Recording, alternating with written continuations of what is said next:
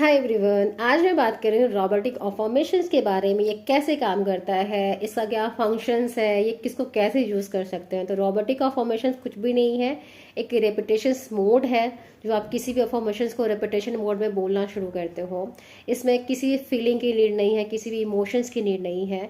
क्योंकि आप जब रोबोटिक अफर्मेशंस करते हो तो एक रोबोट की तरह आपका ब्रेन वर्क करता है। आप उसको बार बार सिग्नल दे रहे हो, उसी बिहाफ पे आपकी चीज़ों को आपके लिए मैनिफेस्ट करने में हेल्प करता है। तो जो भी चीज़ें आपको लाइफ में चाहिए, उसके लिए सबसे पहले आपको पर्टिकुलर होना पड़ेगा, स्पेसिफिक होना पड़ेगा। उससे क्या होगा कि फिर जब आप स्पेसिफिक हो जाते हो तो आपको एक खुद का अफर्मेशंस क्रिएट करना है।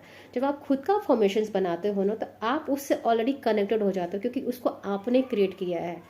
जब आप कोई भी सेंटेंस लिखते हो तो आप उसके साथ ऑलरेडी कनेक्टेड हो, तो आपको अलग से इमोशंस ऐड करने की नीड नहीं होती है। कि मोस्टली ये कहा जाता है कि जो भी हमारे ड्रीम्स और डिज़ायर हैं, जो हम मैनिफेस्ट करना चाहते हैं, हमें फुलफिलमेंट वाली स्टेट में आना चाहिए। लेकिन जब आप ये अफर्मेशंस बनाते हो तो आप ऑलरेडी उसके साथ कनेक्टेड हो, अपने हार्ट के थ्रू और अपने इमोशंस के थ्रू। इसलिए जब आपने उस अफर्मेशंस को बना लिया है तो उसमें आपको अलग से कोई इमोशंस क्रिएट करने की नीड नहीं है। फिर आप उसको जब रिपीटेशंस मोड में बोलना शुरू करते हो तो बोलते हो, फिर वो सिग्नल आपके ब्रेन के न्यूरॉन्स में जाता है। वो ट्रांसम्यूट करता है सारे सिग्नल्स को, अपने जितने भी न्यूरॉन्स है, ट्रिलियंस ऑफ न्यूरॉन्स हमारे ब्रेन में होते हैं, उसको सब कुछ सिग्नल को भेजता है।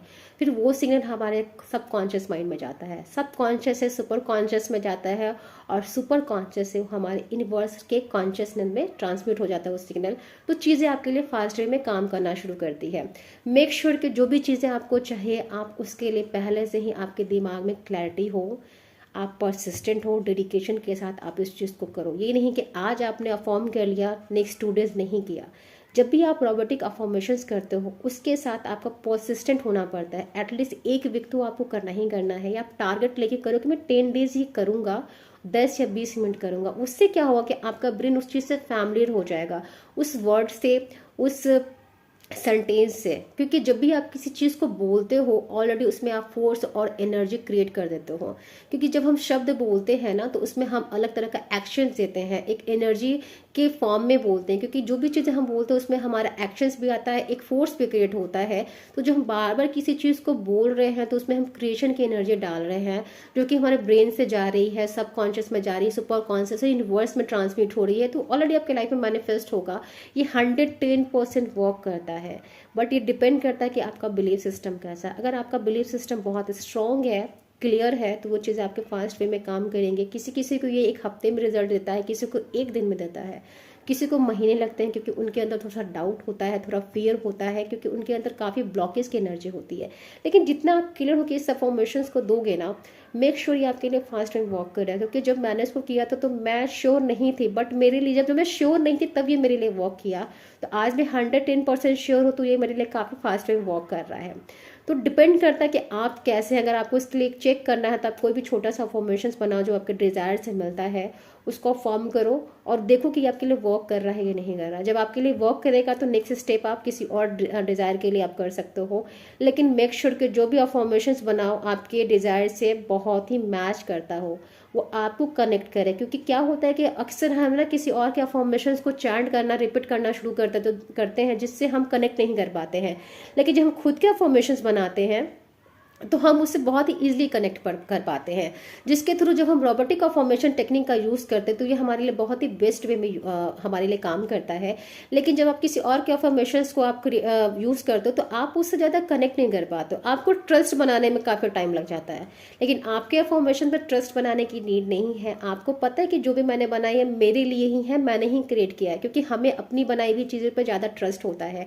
जब रोबोटिक फॉर्मेशंस करते हो तो चीज़ों को वो काफ़ी इंस्टेंटली, काफ़ी फास्ट वे में हेल्प करता है मैनिफेस्ट करने में।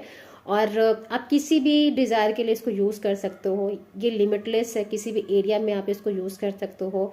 अगर आपको चाहिए कि ये रिजल्ट मेरे लिए फास्ट वे में काम करे, तो अब अपने आप को ये बोलना है कि मैं 1 वीक के अंदर इसका रिजल्ट चाहता हूँ। अपने ब्रेन को ये सिग्नल देना है कि विद इन 1 वीक के अंदर ये मेरे लिए काम करता है, या विद इन 3 डेज के अंदर मेरे लिए जो भी मैं अफॉर्मेशंस बोल रही हूँ मेरे लिए काम करता है।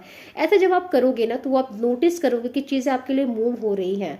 भले ही 3D में आपको भी समझ में नहीं आएगा, 3D में आपको इसके अगेंस्ट रिजल्ट मिल सकते हैं। आपको लगेगा कि मेरे लिए कुछ वर्क नहीं कर रहा है, लेकिन ये वर्क करता है, क्योंकि कभी कभी जो चीज़ें हमारे सामने हो रही हैं उसको हमें रिजेक्ट करना पड़ता है, डिस्कार्ड करना पड़ता है।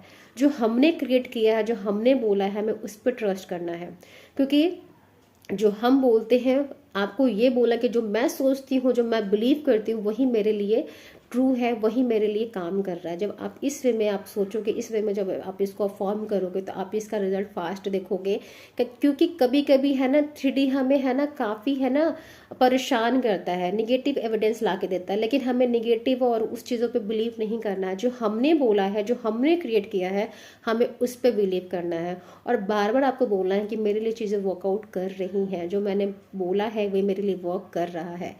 कुछ टाइम के बाद जब आपको लगता है कि मैंने कर लिया है, अगर आपको करने का मन नहीं है, तो आप इस अफॉर्मेशन को लेट गो कर दो, आप रोबोटिक अफॉर्मेशन बंद कर दो। लेकिन एटलीस्ट आप 10 डेज तो करो ही करो, जो भी आपका डिज़ायर है। आप इसका रिजल्ट देखोगे, आपको मूवमेंट दिखेगा, आपको एक्शन दिखेगा। डिपेंड करता है कि आप क्या मैनिफेस्ट कर रहे हो, उसके रिगार्डिंग आपके लिए चीज़ें होनी शुरू हो जाएंगे।